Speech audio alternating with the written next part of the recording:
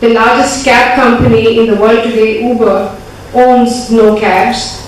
Facebook, the most popular media company, owns no content. Alibaba, the most valuable retailer, doesn't own any inventory.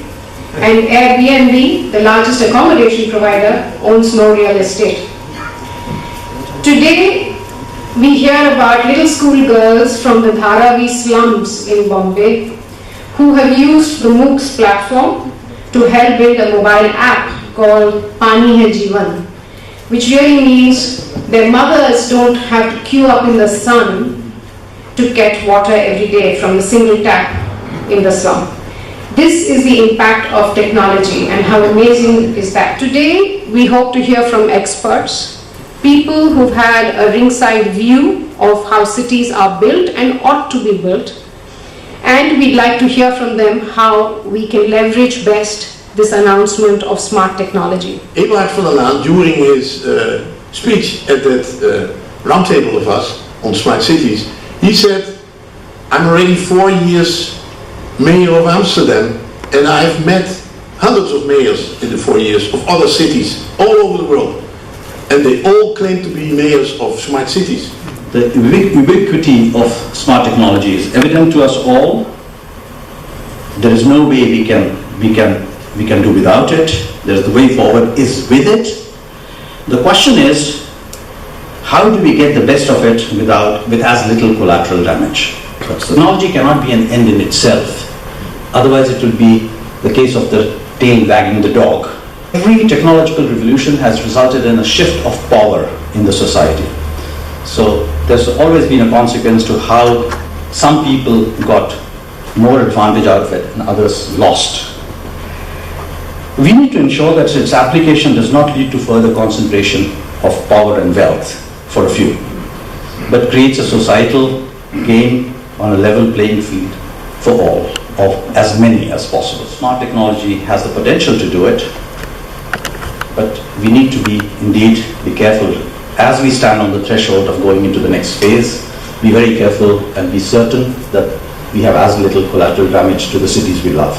Ladies and gentlemen, I look forward to a great day of discussion. Once you have really smart technologies and smart broadband and other kinds of activities like that, and you have smart people, now you can really take advantage of creativity and innovation. But you also need to provide the opportunity for everyone to participate. And so therefore the digital divide, or what one might call the digital inclusion activities, should be available to everyone in a caring and healthy city.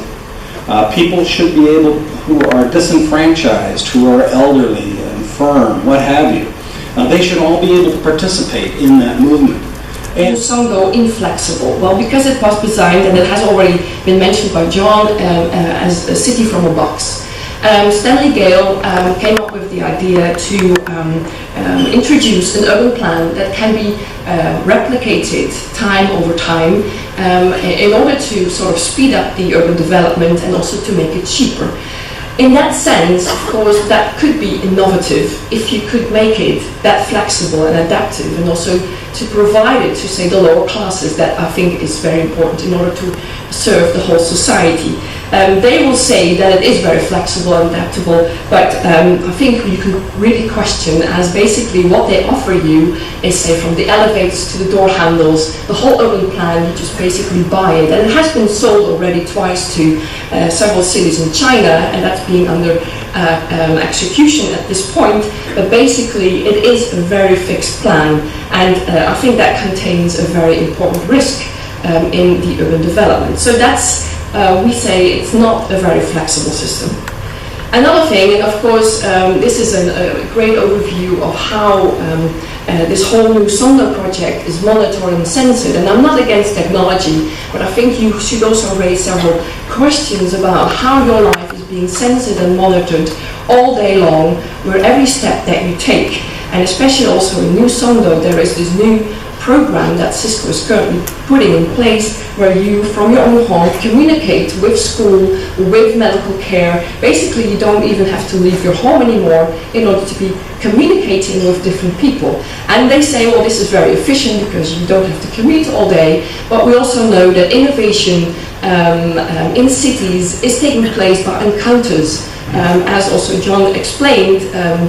How innovation is being, comes to the surface and is taking place, and also, of course, if you talk about social life, that's what cities make. So it is very important to address this. Another thing, and that is more like on an ethical level, how does this whole big data phenomenon works? Who is in control of all this data? Who is to whom is it sold? I mean, perhaps in the East there is a different approach to that. In the West we are still struggling with all these CCTV cameras and what effect that has on our life. But if you talk about cities like these that are so monitored, it's currently a big debate, and that should also be addressed when you talk about smart cities. How do you deal with these data? Who owns them and who will? What we talk about is how do we create the soul of the city? And what they focus on instead is how to create really accessible and affordable housing for everyone. How to create efficient, effective, accessible, and affordable transportation for everyone. And then finally, what are the things you can do in that community that are different from, say, other communities, but that attract people to want to stay in those communities? But what we haven't got necessarily is an alternative to replace the void that we get if we ignore smart cities. And that's really the challenge today, is perhaps to come up with an alternative manifesto for cities, to reclaim cities, and to come up with a manifesto that we all believe in and that we're then prepared to take action on. And until that time, until we have an alternative, I think we should be careful about criticising smart cities for fear that we actually turn the debate into slightly come down a dead-end route. We've got to be thinking about, well, if we don't believe in smart cities as they've been communicated, then what is it that we do believe in? And I'm very keen that we all contribute to that and come up with that today. I don't know anyone in the world except IBM and General Electric who know what it is.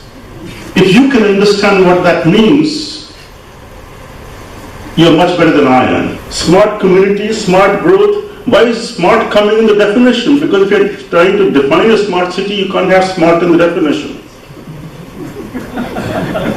The problem is our cities have too much violence embedded in the way we are trying to live. And that's true of many cities around the world.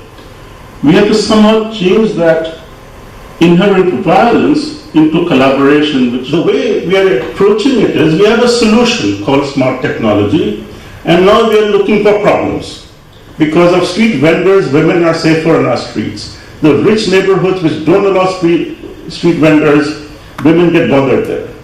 So street vendors give us our daily needs, they give us safety, etc., and streets can be designed for that. Informality is increasing in our cities, then the smart technologies must improve the life of the poorer people also. Now, however smart technologies we bring in, unless we change the way we think about city and the different populations, how is a city like that ever going to be smart?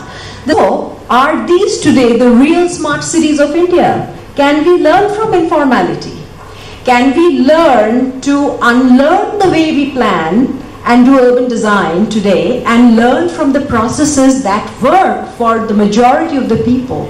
Where are these spaces where things are happening today where we can collaborate in better ways between government and between entrepreneurs to use existing resources better, rather than just trying to put on more sensors and more assets into a system that already doesn't communicate and doesn't. Become a hot subject about smart cities. Most people don't know what smart cities are. I mean, it's a nice phrase which is now being bandied around in India.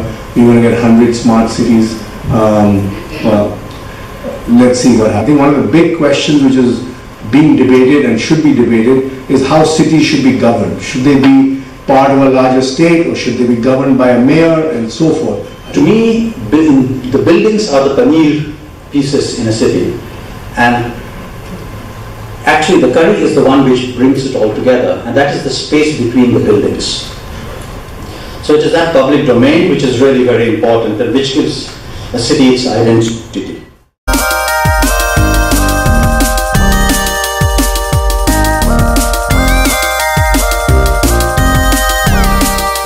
it's not like getting rid of technology because technology is bad, or focusing on technology because technology will save us. It's like finding the right symbiosis. These cities, you are smarter than the only way out is public transportation, to my mind. And public transportation holds the key to a sustainable and innovative future. And therefore, to my mind, India is a huge, huge opportunity. Our town planners have grown and evolved on the back of an American system of sprawling cities. And to my mind, the model of sprawling cities is all dead. If India was to replicate the model of sprawling cities, we'll only create greenhouse gas emissions. And therefore, you need to create cities which are compact, which are dense, which are far more livable, and which grow and evolve on the back of just public transportation system. The ICT component is important not from the viewpoint of using technology for sensors and routers, but for the spread of health and education. The requirement of India is very different from the western part of the world. Cities will be smart, cities will be livable if people have a voice, if people are strong agents of critical change. And therefore, to my mind, it's important that in Indian cities, Indian people must become smart and they must lead change, they must become the agent of change. And they must drive the smartness of Indian cities.